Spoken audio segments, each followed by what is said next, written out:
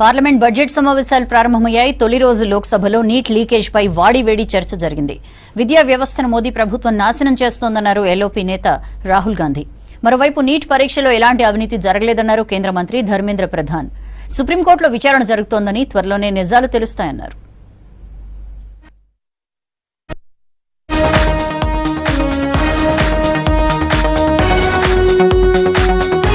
Parliament budget సమావేశాల తొలి రోజే ఉభయ సభలు దద్దరిల్లాయి.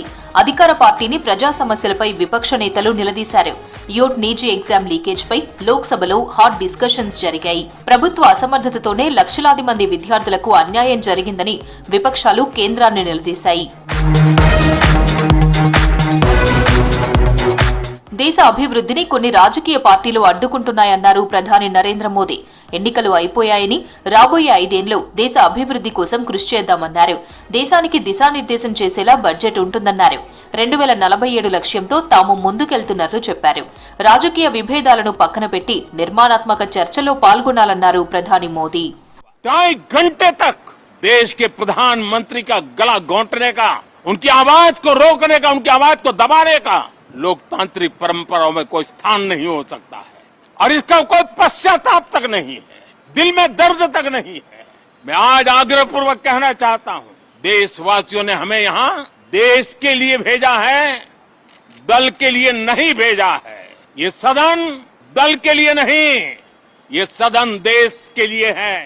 నీట్ పేపర్ లీక్ తీవ్రమైన సమస్య అన్నారు లోక్సభ విపక్ష నేత రాహుల్ గాంధీ. కేంద్ర మంత్రి ధర్మేంద్ర ప్రధాన్ ను నీట్ పై ప్రశ్నిస్తే సుప్రీంకోర్టు ప్రధాని మోదీ గురించి మాట్లాడారని విమర్శించారు. నీట్ ఎగ్జామ్ పై లక్షలాది మంది విద్యార్థుల భవిష్యత్తు ఆధారపడి ఉందన్నారు Rahul Gandhi. Who are extremely concerned at what is going on and who are convinced that the Indian examination system is a fraud.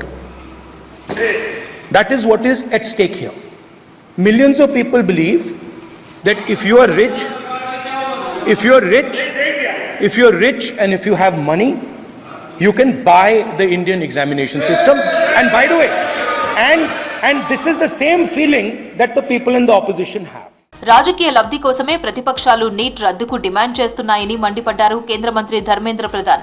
2010లోనే neat పరీక్ష నిర్వహించేందుకు అప్పటి కేంద్రం చర్యలు ప్రారంభించిందన్నారు. అవకతవకలు జరిగినట్లు ఎలాంటి ఆధారాలు లేవన్నారు. పాట్నాలో ఒక్క సెంటర్లోనే మాల్ ప్రాక్టీసింగ్ జరిగిందన్నారు. వాస్తవాలన్నీ త్వరలోనే బయటకు వస్తాయన్నారు ధర్మేంద్ర ప్రధాన్.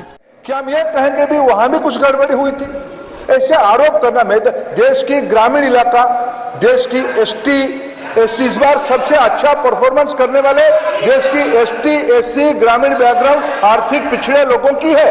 क्या हम उनकी मेधा को हम चुनौती देते हैं?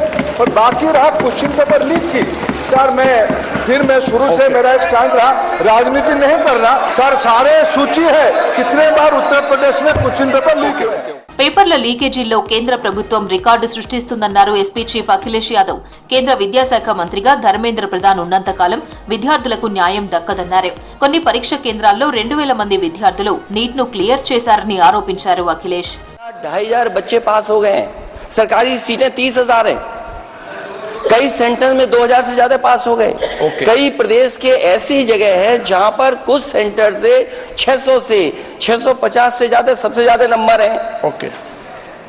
और अगर वो संस्था इतनी क्रेडिबल थी तो अध्यक्ष महोदय जिन सेंटर्स पे ये परीक्षा हुई उन सेंटर्स का इंफ्रास्ट्रक्चर क्या था? क्या मंत्री जी ने जानकारी की थी इस बात की?